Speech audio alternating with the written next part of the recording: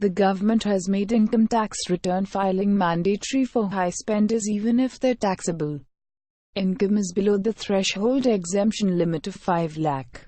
Those mandated to file returns include people spending more than 2 lakh on a foreign trip, or depositing 1 crore in a year in a bank account, or paying electricity bill of more than 1 lakh in a year. Currently, a person other than a company or a firm is required to furnish the return of income only if his total income exceeds the maximum amount not chargeable to tax, subject to certain exceptions. Therefore, a person entering into certain high-value transactions is not necessarily required to furnish his return of income. The budget document said it proposed to amend Section 139 of the Income Tax Act to ensure that persons who enter into certain high-value transactions have to furnish their return of income.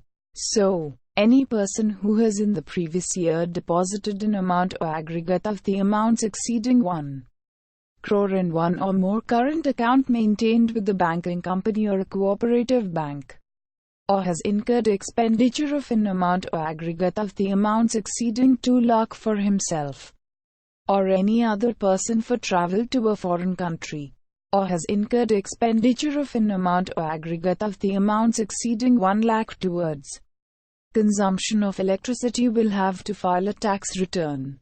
Also, any person claiming the benefits of tax exemption from long-term capital gains under various provisions under Section 54 of the Income Tax Act will have to file a tax return.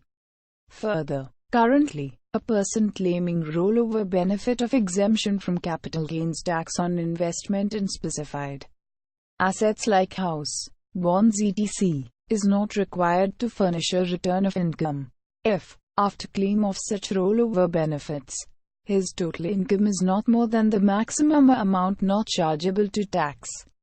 In order to make furnishing of return compulsory for such persons, it is proposed to amend the 6th proviso to Section 139 of the Act to provide that a person who is claiming such rollover benefits on investment in a house or a bond or other assets shall necessarily be required to furnish a return if, before claim of the rollover benefits, his total income is more than the maximum amount not chargeable to tax.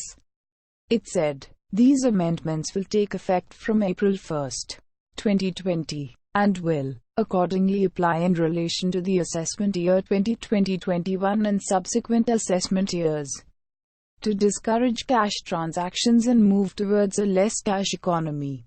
The budget also proposed to insert a new Section 194N in the Income Tax Act to provide for levy of TDS at the rate of 2% on cash payments in excess of 1 crore in aggregate made during the year by a banking company or cooperative bank or post office to any person from an account maintained by the recipient. It is proposed to exempt payment made to certain recipients, such as the government, banking company, cooperative society engaged in carrying on the business of banking, post office, banking correspondents and white label ATM operators, who are involved in the handling of substantial amounts of cash as a part of their business operation. From the application of this provision, the budget document said, it is proposed to empower the central government to exempt other recipients through a notification in the Official Gazette in consultation with the Reserve Bank of India.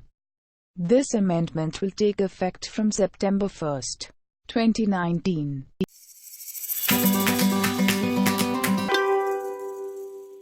A day after 12 MLAs of the ruling JDS Congress alliance submitted their resignation letters, former Union Minister and veteran Congress leader Mallikarjun Kharge seized the role of BJP central leaders in the development and efforts to topple the Karnataka government. The BJP had been making all-out efforts to engineer factions to bring down the JDS Congress government in Karnataka by shifting MLAs to Mumbai.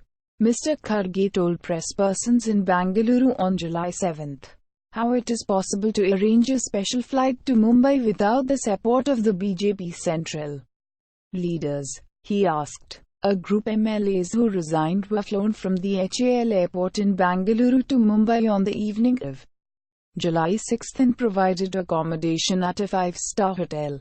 Mr. Kharge said BJP leaders, such as Home Minister Amit Shah, had been making efforts to weaken the non-BJP state governments.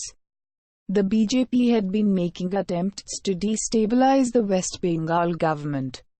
Where is democracy in the country? Karnataka political crisis. If MLAs are poached, we will poach theirs, says Forest Minister Satish Jakhiholi. The central government led by the BJP has no confidence in democracy. In nearly 13 to 14 states such as West Bengal, Goa, Arunachal Pradesh, Manipur, Bihar, Jharkhand, the BJP engineered defections.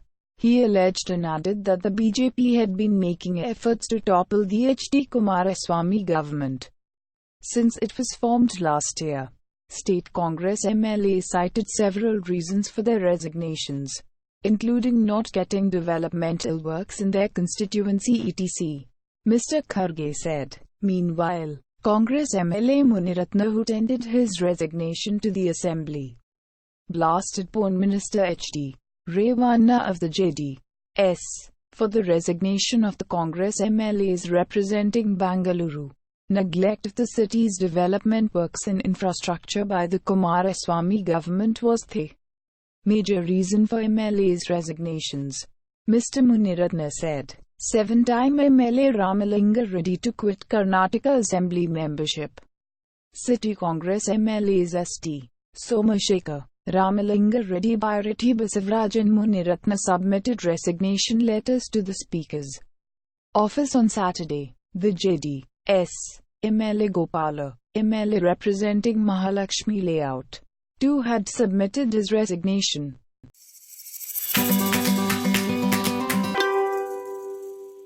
The United States conveyed a message to Iran warning of a limited strike against the country after its unmanned drone was shot down in the Gulf. Iran's Civil Defense Agency chief Ghulam Reza Jalali was quoted as saying by the Fars news agency on Sunday, after the downing of its intruding drone, the United States told us through diplomatic intermediaries that it wanted to carry out a limited operation, said Jalali, who is also a senior commander of Iran's elite Revolutionary Guards. But Iran's response was that we regard every operation as the beginning of the war. A day after the drone was downed in the Gulf, Iranian officials told Reuters on June 21 that Tehran had received a message from U.S. President Donald Trump through Oman after the drone was downed, warning that a U.S. attack on Iran was imminent. Iranian and U.S. officials denied the report.